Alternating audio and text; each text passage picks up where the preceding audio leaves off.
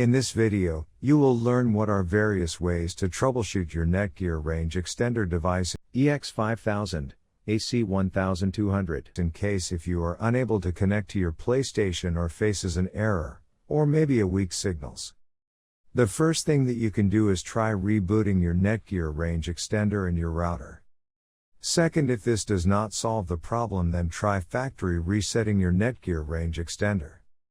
Or set up your Netgear Range Extender again. The third thing that you can do is make sure that you are using the latest firmware version on your Netgear Range Extender. If you do not know how to update firmware, watch one of our videos on it. Before heading ahead into the video, in case you are facing any issue with your Netgear Range Extender device, get in touch with our Netgear experts. Thanks for watching our video, and do not forget to like, share, and comment on the video, so that you never miss any video from our channel.